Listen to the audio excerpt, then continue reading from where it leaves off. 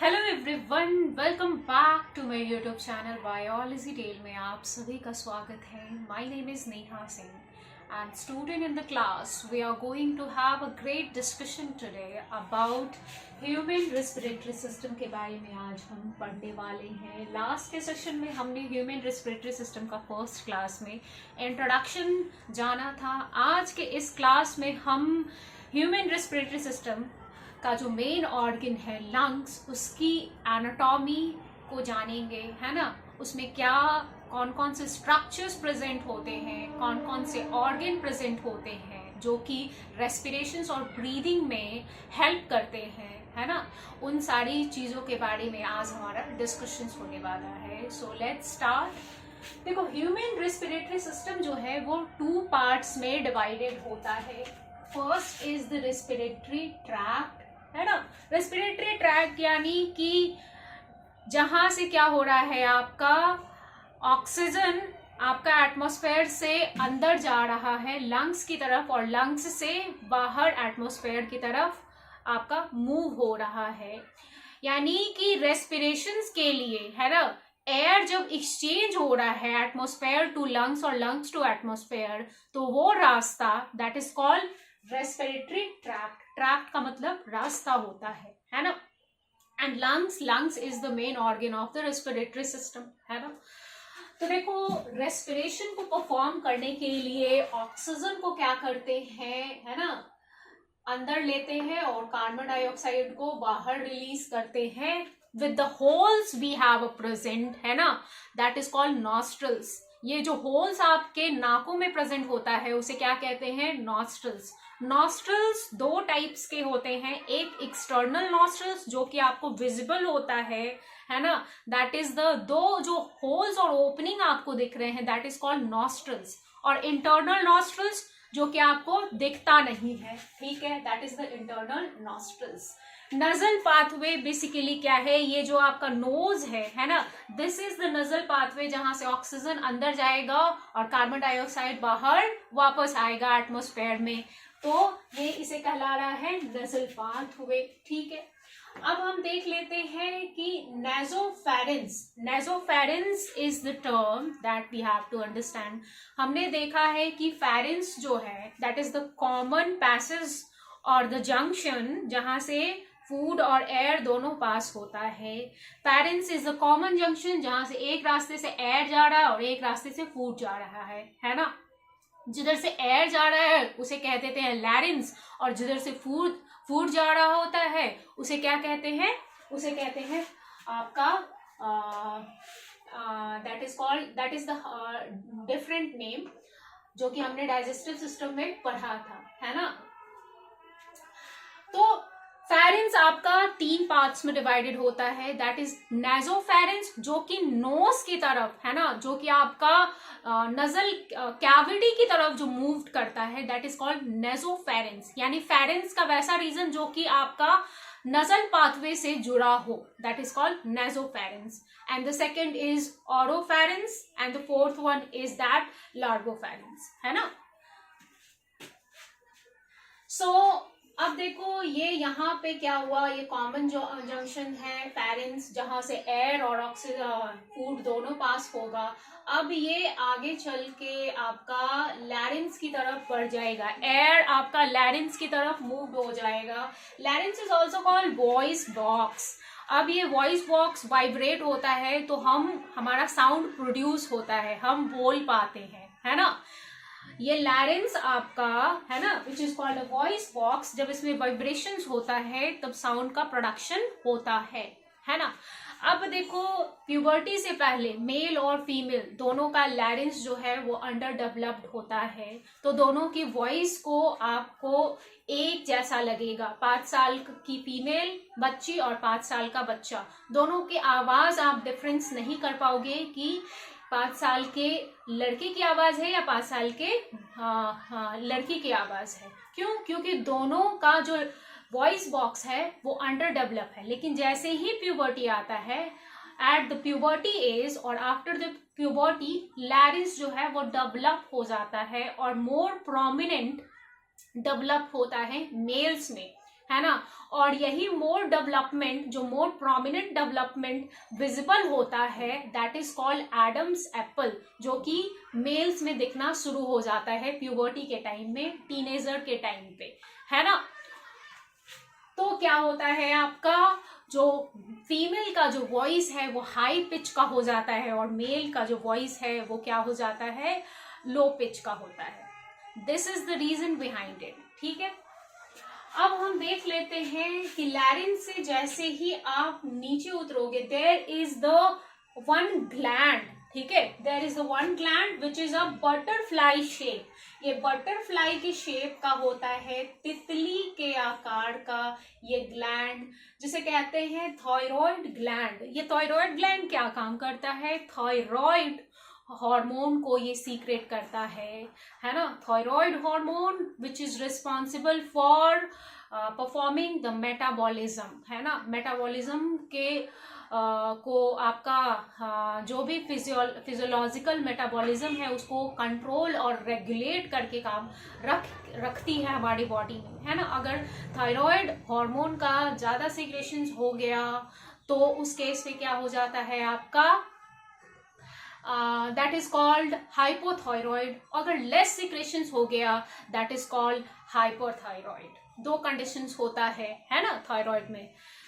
तो जब ये थायराइड ग्लैंड एसिस परफॉर्म नहीं कर रहा होता है तो थायराइड नाम की बीमारी हो जाती है ना, ये हम जानते हैं। अब ये थायराइड के नीचे जैसे ही ये क्या हो गई, नीचे ये बढ़ता चला गया, ये आपका रीजन कहलाना शुरू हो गया विंड पाइप, है ना।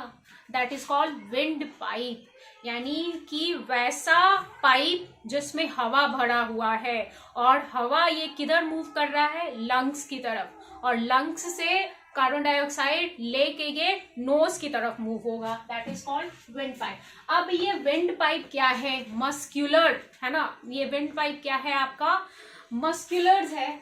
अब इसमें जैसे ही हम इनहेलेशंस करेंगे, inhalation is also called inspiration, है ना। कहीं कहीं इंस्पिरेशन लिखा होगा तो don't get confuse about it. तो जैसे ही हम ऑक्सीजन रिच एयर को हम ट्रैकिया में भरेंगे, विंड पाइप में भरेंगे, तो ये क्या होगा, ये कोलैप्स ना हो जाए, है ना, ये कोलैप्स ना हो जाए, इसीलिए इसके पास, है ना, रिंग लाइक स्ट्रक्चर, सी शेप का कार्टिलेजिनस रिंग प्रेजेंट होता है। ये क्या काम करता है, ये विंड पाइप को ऐसे कड़ी की तरह बांधा हुआ रहता है ना। शी शेप्ड का होता है, कैसा शेप्ड का होता है, शी शेप्ड का होता है, यानी इनकम्प्लीट सर्कल और हाफ सर्कल जो कि विंड पाइप को बांधे रहता है। अगर मान लो कि यह कंप्लीट सर्कल होता तो क्या होता, एकदम विंड पाइप आपका क्या होता, विंड पाइप जकड़ जाता, है ना। तो ये शी शेप्ड का होता है, पीछे से खुला होता है लेकिन आगे से बंधा होता है, विच is a she shaped cartilaginous ring. इसका मतलब ये हुआ, और ये प्रेजेंट इसीलिए होता है क्योंकि जब इनहेलेशंस हो तो आपका जो एयर जो जा रहा है वो आपका सफोकेट ना हो जाए, या फिर जो एयर हम अंदर डाल रहे हैं वो एयर कोलैप्स ना कर जाए आपस में, ठीक है। That is what it is the meaning of C shape cartilaginous ring. अब हम आ जाते हैं ट्रैकिया, है ना। फिर ट्रैकिया जब आगे चल के ये लंग्स की तरफ जब खुलने लग जाती है ना, दिस इज द रीजन, है ना, लंग्स की तरफ ये खुलने चली गई तो ये कहलाती है, ये बन जाती है bronchus. What it is called, that is the bronchus। अब bronchus भी 3 पार्ट्स में डिवाइडेड होता है, that is the primary bronchus, secondary bronchus and tertiary bronchus, ठीक है। तो प्राइमरी ब्रोंकस यानी कि जैसे ही ये ट्रैकिया नीचे से आपका लंग्स की तरफ बढ़ा, सारे जगह पे ये कड़ी बंधी हुई है, क्योंकि कोलैप्स ना हो जाए एयर, इसीलिए इसके प्रिवेंशन के लिए ये सी शेप का कार्टिलेजिनस रिंग जो है वो लगा हुआ है, ठीक है। प्राइमरी ब्रोंकस ये देखो, फिर आपका जैसे ही ये कॉम्प्लेक्स होते चली जाती है, that become the second is that secondary bronchus, and the end part that is called tertiary bronchus, as you can see and you can be visible here in the diagram, है ना। अब ये देखो जो टर्शरी ब्रोंकस होता है उसके and पे, है ना, उसके एंड पे बंचेस ऑफ एल्वियोलाई प्रेजेंट होता है, गुच्छे नुमा alveoli, millions of alveoli present होता है हमारे लंग्स में।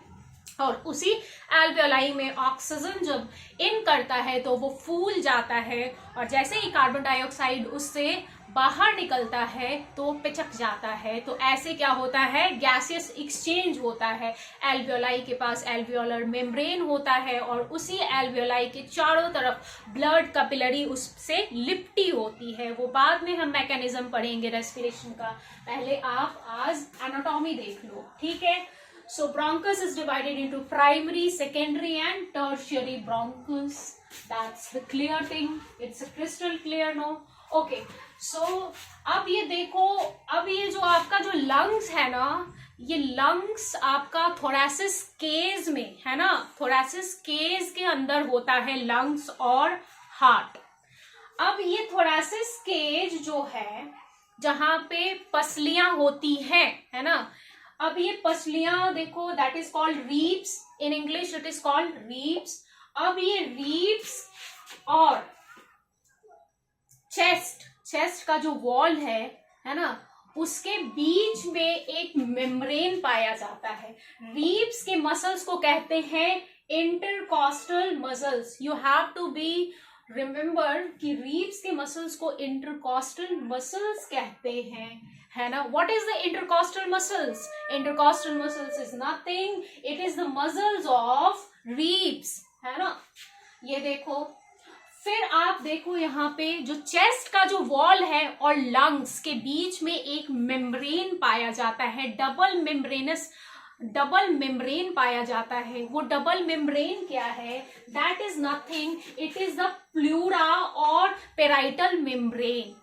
What it is called? Pleura और पेराइटल मेम्ब्रेन। अब जो बाहर की तरफ जो मेम्ब्रेन है that is called outer pleura, और जो इनर की तरफ प्रेजेंट है that is called inner pleura. अब इन दोनों मेम्ब्रेन के बीच में एक फ्लूइड प्रेजेंट होता है that is called pleural fluid. ये क्या काम करती है, अगर मान लो कि हमें सामने से चोट लग गया, धक्का लग गया, बाय मिस्टेक इंजरी हो गई, एक्सीडेंट हो गया, तो ये जो आपका प्लूरा है और इसमें जो प्लूरल कैविटी के अंदर जो प्लूरल फ्लूइड है वो क्या करेगी, प्रोटेक्शन प्रोवाइड करेगी लंग्स को, है ना, कि कोई भी डायरेक्टली इंजरी ना हो जाए हमारे लंग्स को। That is the reason behind the pleural cavity and pleural fluid that protect the lungs as well from the injury or the trauma. Is that clear? ठीक है, इतनी बात समझ में आ गई। अब हम देख लेते हैं कि हमारे पास दो लंग्स होता है, एक राइट लंग्स और एक लेफ्ट लंग्स। तो ये जो आपको डायग्राम में दिख रहा है कि लेफ्ट जो लंग्स है यानी जो लेफ्ट लोब है लंग्स का वो बड़ा दिख रहा है इन डायग्राम। और ऐसे भी अगर हम लंग्स का इमेज लेते हैं ह्यूमन बॉडी में तो लेफ्ट साइड का जो लंग्स है वो बड़ा दिखता है। क्यों दिखता है बड़ा, जबकि इसका जो वेट है वो 576 ग्राम है ओनली। अगर हम राइट साइड के लंग्स की कंपेयर करें तो ये 625 ग्राम है, लेकिन ये तो छोटा दिख रहा है और ये बड़ा दिख रहा है। ऐसा क्यों, ये तो बड़ा दिख रहा है तो इसका वेट ज्यादा होना चाहिए। तो इसके पीछे रीजन ये है कि देखो यहाँ पे आपका हमारा हार्ट कहाँ प्रेजेंट होता है, at the left side of the body, है ना।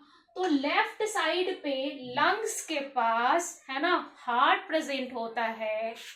तो जब ये हार्ट क्या कर रही होती है, पंप कर रही होती है 24/7। हार्ट क्या है, पंपिंग ऑर्गन है, 24/7 इसे पंप करना होता है। और ये प्रॉक्सिमल टू लंग्स होती है, जिसके कारण बार बार ये लंग्स के वॉल को क्या कर रही है, धक्का दे रही होती है। और इसी धक्का देने के कारण यहाँ पे एक डिप्रेशन क्रिएट हो जाता है ना। यहाँ पे क्या हो जाता है, depression. For example this is our muscles और हम 24/7 यहाँ पे इस मसल्स पे क्या करेंगे, इस मसल्स पे ऐसे डिप्रेशन देते रहेंगे, है ना, इसको दबाते रहेंगे तो क्या होगा, यहाँ पे एक डिप्रेशन क्रिएट हो जाएगा और जिसके कारण क्या होता है, ये लंग्स थोड़ा सा नीचे की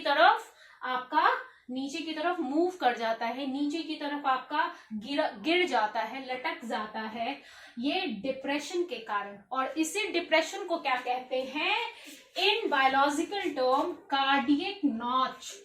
क्यों, ये हार्ट के कारण आया है ये depression, that is called cardiac notch.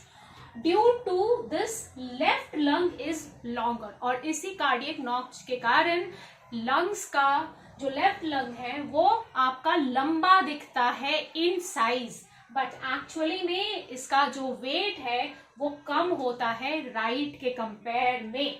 ठीक है, ये भी मोस्ट इंपॉर्टेंट है। अब ये जो लंग्स है ना, ये थोरेसिस केस में, ये थोरेसिस कैविटी में होता है और इसके नीचे, है ना, इसके नीचे एक हड्डी प्रेजेंट होती है ना, that is the bone present, जो कि सपोर्ट का काम करती है, वरना क्या होगा, लंग्स ऐसे नीचे झूल के गिर जाएगा और ये हड्डी सपोर्ट कर रही है। इस हड्डी का नाम क्या है आपका, sternum. What it is called, it is called sternum and that is also there is behind, that is muscular diaphragm. ठीक है, इतनी बात क्लियर है। अब जो राइट लोब है, यानी लंग्स का जो राइट हिस्सा है ना, जो दूसरा वाला लंग्स है वो 625 ग्राम का होता है, 625 ग्राम का, लेकिन ये तो दिख रहा है शॉर्ट, है ना, ये तो छोटा दिख रहा है लेफ्ट के कंपेयर में। क्यों होता है, यहाँ पे भी एक चीज है कि हमारे बॉडी के लेफ्ट साइड पे लिवर प्रेजेंट होता है और लिवर के एडजस्टमेंट के लिए क्या होता है आपका, ये ऊपर की तरफ मूव्ड हो जाता है, जिसके वजह से ये शॉर्टर दिखता है, बट एक्चुअल में ये हैवी वेट का होता है as compare to left lungs. ठीक है, तो ये आपकी लंग्स की एनाटॉमी हो गई आज के हमारे इस डिस्कशंस में। आई होप कि लेफ्ट और राइट लंग्स का आपका वेट और उसका साइज कैसे बड़ा और छोटा होता है आज के डिस्कशन में आपको पता लगा होगा।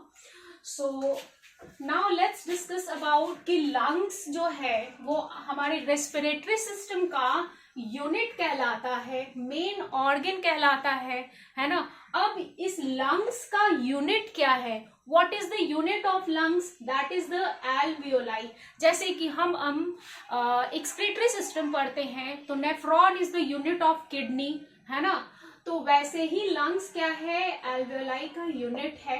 अब इस alveoli, millions of alveolis are present in the lungs, उसका हम नंबर भी देखने वाले हैं।